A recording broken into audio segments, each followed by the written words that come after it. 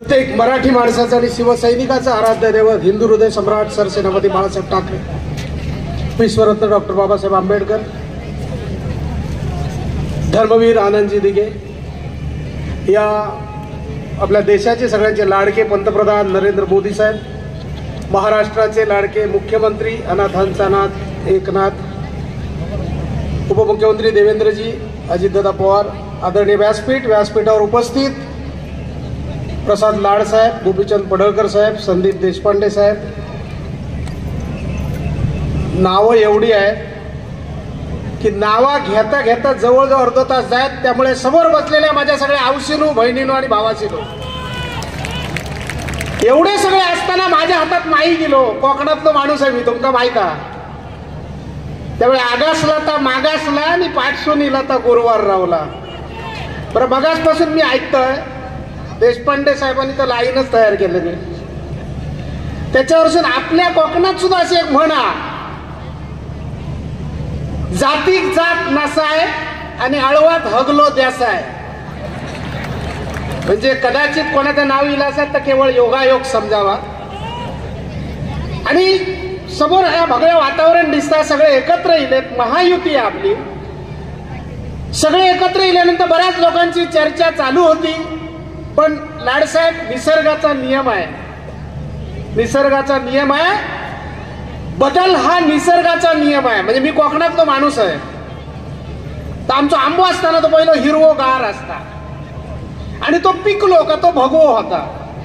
निसर्गाचा नियम हा प्रत्येक हिरव्याला एक ना एक दिवस भगवा व्हावंच लागेल. ही प्रचंड गर्दी आहे आणि या प्रचंड गर्दीत आमचो ढाणो वाघ हसर बसलेला राहुल शेवाळे, त्यांचा विजय तर 100% ही काळ्या दगडावरची भगवी रे का. बऱ्याच लोकांना प्रश्न पडलो असतात, बऱ्याच लोकांचे कान असे उभे राहिले असतील की हो दिगंबर राय एक ऍक्टर राहतो, ह्यांच्या स्टेजवर कसो कोणतरी काहीतरी दिता म्हणून कोणतरी येतात. ज्याच्या नावातच सगळा बघा, राहुल राजासारखो माणूस, हो म्हणजे हुशार व्यक्तिमत्व, स्वतः इंजिनियर आणि सिव्हिल इंजिनियर. त्यामुळे एका बांधकाम कारागिराक माहीत असतात पाया किती मजबूत होयो तर कळस कसं उभं राहता. आणि आमच्या पायाचं हो जो माणूस आहे त्याचा पाया मजबूत माहित आहे, तो लोकसभेत गेलो तो उपयोग आहे ना. ज्यांका पाया माहीतच नाही, जे टॉवर मध्येच रवले, त्यांना लोकसभेत पाठवून फायदो काय. राहुल आणि शेवटी ल रवलं. ल म्हणजे लवचिक, लहान असं नाही मोठा असं नाही, त्याच्यासमोर वागता म्हणून तो खरो हाडाचो बाळासाहेबांचो शिवसैनिक. बरं, बाळासाहेबांनी आमका शिकवण दिलेली मस्त दिसता सगळं बघा. हिंदू मुस्लिम सिख इसाई हम सब भाई भाई. त्यांचा प्रॉब्लेम आहे हिंदू मुस्लिम सिख इसाई आणि चौघांच्या पाठी इटलीची बाई. त्यामुळे कसं आता येणाऱ्या ना, तुम्ही काय विचार करू नको, बाकी सगळे बोलले, मी काय जास्त बोलणार नाही. कारण कसा म्हणजे बोलणारे खूप नेते बसलेले आहेत, सगळ्यांना बोलायचा, उमेदवार आहेत त्यांना बोलायचा. पण तरी सुद्धा मी एक गारणा घालताय, पण त्याच्यात एक छोटस किस्सा तुमका सांगताय. एक आंधळो माणूस आणि त्याचे एक डोळस मित्र, असे दोघे जण घट्ट मित्र होते.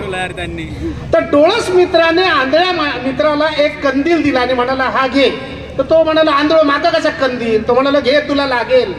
त्याच्यावर आंधळो हसलो, म्हणाला अरे मी आंधळा आहे, मी कंदील घेऊन काय करू. तो म्हणाला नाही लागेल. आणि एक साधारणपणे 15-20 पावलं चालल्यानंतर एका सायकलवाल्याने त्या आंधळ्याला ठोकलं रात्रीचं. तर तो आंधळा बिचारा उठला आणि म्हणाला अरे असं काय. तो म्हणाला तू आंधळा आहेस का, तुला दिसत नाही. तो सायकलवाला त्याला बोलता, कारण आपल्याकडे सध्या पद्धत आहे चोर तो चोर आणि वरती शिरजोर. तर तो सायकलवाला आंधळ्याक म्हणाला अरे तुला दिसत नाही का, तू आंधळा आहेस. तो म्हणाला हो मी खरंच आंधळा आहे, पण तुला दिसत नाही का. तो म्हणाला काय बघू. तो म्हणाला माझ्या हातात कंदील होता. त्याच्यावर तो दिसणारा म्हणजे डोळस माणूस म्हणाला अरे तुझा कंदील कधीच विजलाय. त्याच्यावर तो आंधळो बिचारा हसायला लागलो जोरा जोरात. मग तो सायकलवाला म्हणाला का आता का हसताय. तो म्हणाला आज माझ्या लक्षात आलं, उसना घेतलेला प्रकाश आयुष्यात कधीच टिकत नाही, तशीच उसनी घेतलेली मशाल पण जास्त दिवस टिकायची नाही. कारण प्रॉब्लेम काय आहे, माणसं चांगली असतात, प्रॉब्लेम चमच्यांचा असता. त्या चमच्यांमुळे गोंधळ होता.